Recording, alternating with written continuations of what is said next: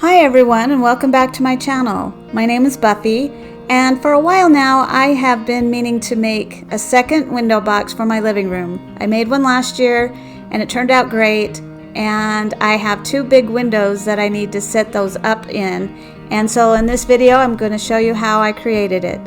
And I also have an outdoor flower that I wanted to show you as well, so let's get to the video.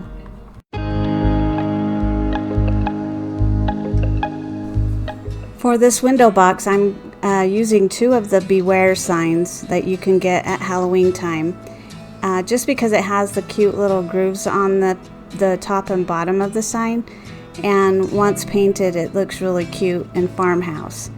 So I am just filling it here with spackle, and previously I was getting all that glitter off because you don't want glitter, but it really doesn't matter if you leave it because it's going to be the inside of the box. So now I'm taking some of those tumbling blocks that Dollar Tree has, and I'm gluing them end to end, and doing 3 of them to make the sides of the frame on the actual ends of the box. So now I cut down, I believe this was 6 inches, a few of the paint sticks, and I did it on purpose to have like that curved edge, so I alternated those because my other box had that. So I did it that way. So I made 2 of them, of course, for one box, and then I'm just gluing the end here to the one side of the box and just making sure that it's where I want it to be.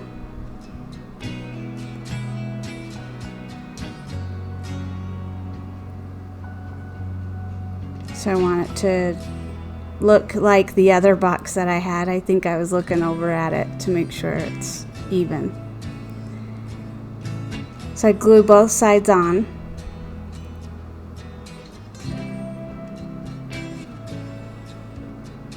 And then I realized, oh, I'm wrong.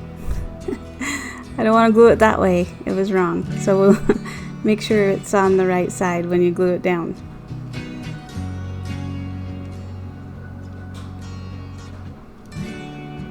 So now I'm gluing the other side on, just sticking it on top. And I eyeballed it, but you know, you can kind of make sure it's even once you have the one side on. And I already cut out the foam and glued that in. This is where you would probably want to do another sign, a shorter sign for the bottom piece. But no one's going to see it, so I just used the foam. That's what I had on hand. And now I'm just using some more of the paint sticks to glue at the bottom to make it more stable, or have more stability, and to have it sit up nicely.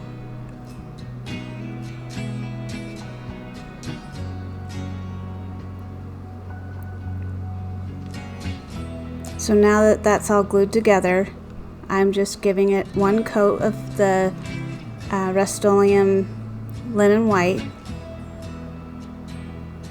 at its chalk paint.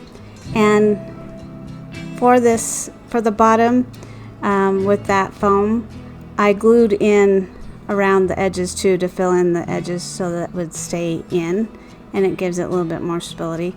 I'm not putting anything heavy in it, so it's not going to fall out or anything. So then just make sure to paint all of the little edges all the way around so that people don't see that beware sign. So then I'm just sanding down after it dried and making it distressed so that it matches the other box that I have. And it distresses really easy. It's really pretty. See how pretty that distressing is? Looks way Farmhouse. So now I'm just gluing in some extra foam pieces that I have sitting around from some packaging so that I can put flowers in it. So when you get those Amazon boxes, make sure to keep all the packaging. So here I have a bunch of Dollar Tree flowers that I picked up last year, and I saw some that looked like they were the same this year, and I'm sure they still have them. And then I got a couple of the leaf garlands too. These cute little feathers, I love them. Fall time, even Halloween time, they turn out so pretty. I use them for a lot of different things. So now I'm just arranging them, and I'll let you watch.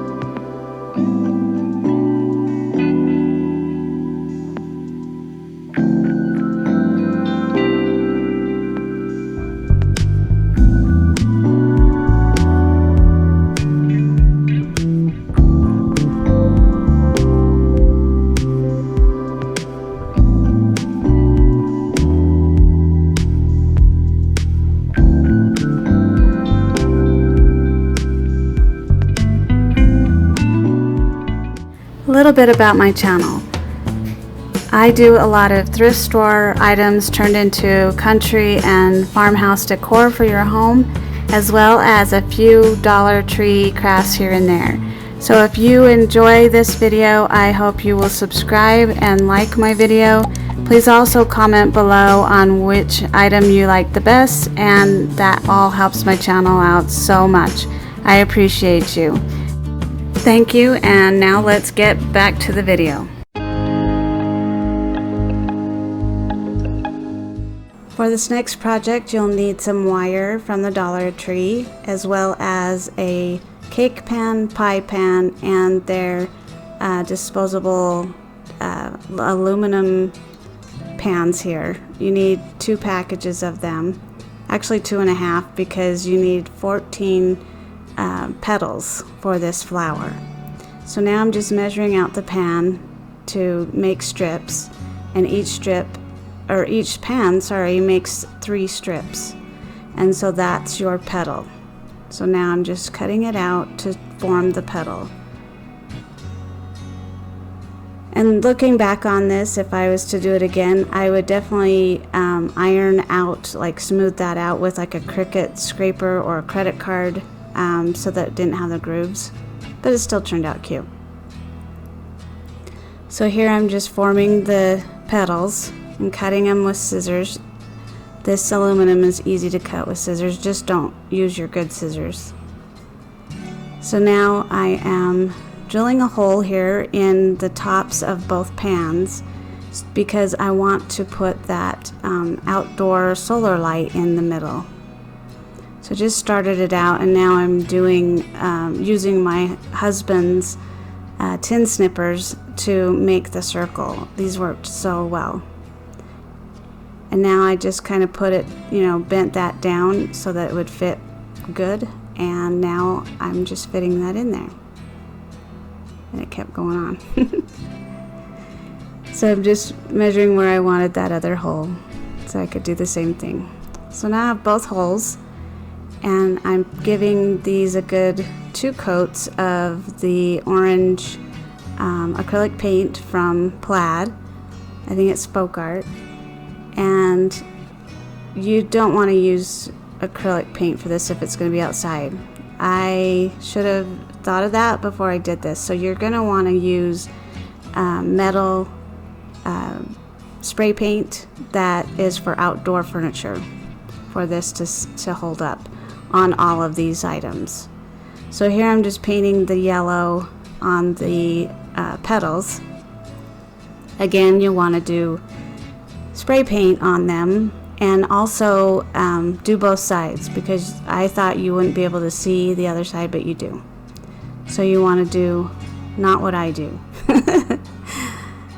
And here I'm just giving it some dimension for the center of the flower to make it look like pollen and look, you know, raised. And I ended up giving it a darker coat of that later on, darker than it is here. And I just made sure to paint the solar light to match. So now I'm just stringing the petals onto the wire so that they'll fit around the circle. There you go. And it fits on the pie pan. So I used that candlestick because it gave it some height so I could work better. And now I'm just arranging it around that pie pan so that I can sit that cake pan on top. And I thought super glue would work, but it didn't. So you don't want to do that. I ended up screwing holes, 3 holes into the sides of the pans, both pans, and connecting it with screws. And it worked. It held it up really well. So now to give it dimension, I'm just using Dollar Tree gems, the rocks that have the flat edge, and gluing them on. And it makes it look like it's 3-dimensional.